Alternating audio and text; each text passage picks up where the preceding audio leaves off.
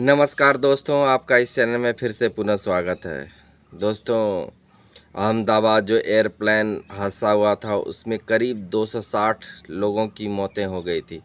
इसमें करीब विमान में 240 सवार थे और करीब 19 लोग जिस मेडिकल कॉलेज के हॉस्टल के छात्रावास के ऊपर गिरा था वहाँ पर 19 लोगों की जानें चली गई।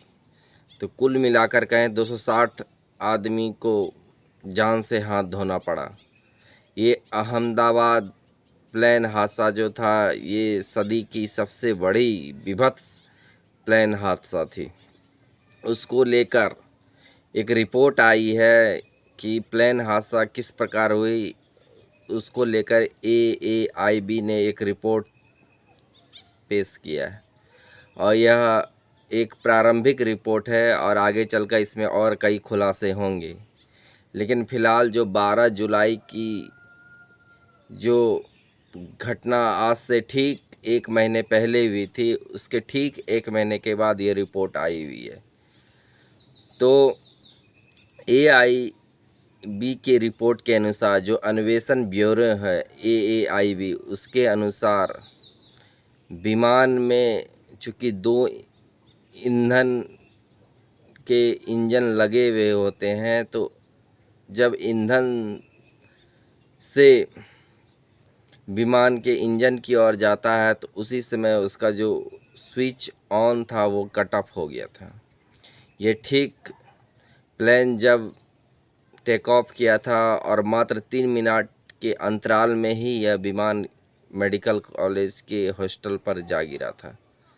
लेकिन ऑटोमेटिक जो ईंधन है वो कैसे पावर कट हो गया, जिस कारण से वह इंजन में नहीं पहुंचा, क्योंकि विमान में 2 इंजन लगे होते हैं। तो दोनों जो इंजन है उसमें फ्यूल आना बंद हो गया था, जिस कारण से विमान तुरंत रनवे से ऊपर उड़ा ही था कि नीचे तुरंत आ गिरा। क्योंकि अगर ईंधन कहा जाता है कि बीच में ख़त्म हो जाए तो कम से कम विमान की हाइट इतनी ऊंची होनी चाहिए ताकि वो स्विच ऑन कर सके और विमान सही गति से चल सके। लेकिन उनके पास टाइम ही बहुत कम था, जिस कारण से वो संभल नहीं सके और मात्र 1 मिनट के कम अंतराल पर ही वह विमान मेडिकल कॉलेज के हॉस्टल पर जाके गिरा। और इस विमान हादसे में सिर्फ एक आदमी ही बचकर बाहर निकले थे और बाकी बात जितने सारे विमान में थे वो सारे आदमी इसमें जल गए थे। इसमें गुजरात के CM विजय रूपानी साहब भी थे। तो यह एयर इंडिया का यह विमान जो बोइंग ड्रीम लाइनर था, ये 12 जून की घटना है, उस दिन हुई थी। लेकिन प्रारंभिक जांच के रिपोर्ट में जो पता चल रहा है, कॉकपिट जो थैली है उसमें से पता चल रहा है कि अचानक से स्विच ऑफ कैसे हो गया। जो फ्यूल आना चाहिए था इंजन में वो क्यों नहीं आ रहा था, अचानक से ये कट क्यों हो गया, पावर कट इसकी क्यों हो गई, ये बहुत बड़ी बात है।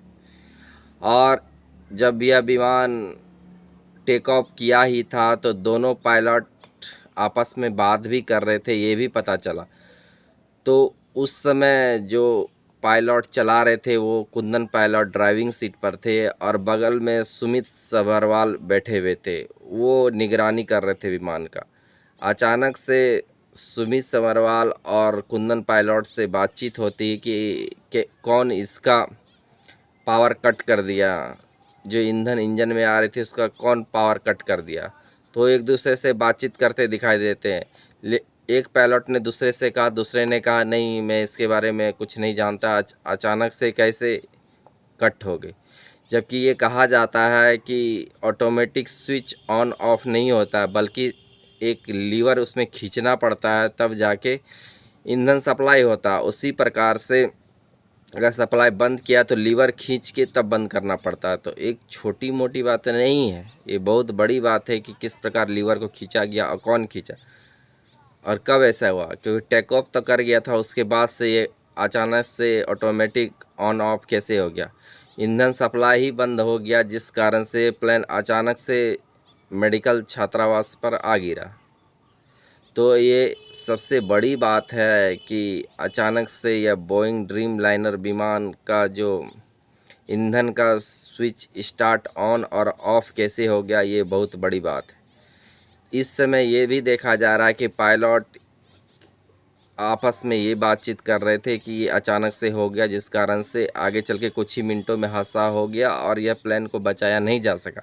लेकिन ऐसा माना जा रहा है कि यह प्लेन अगर ऊंचाई पर रहती तो इसको बचाया जा सकता था, लेकिन प्लेन इतनी ऊंचाई पर नहीं थी, जिस कारण से अचानक वह विमान के जो मेडिकल कॉलेज के छात्रावास है वहाँ पर आ गिरा।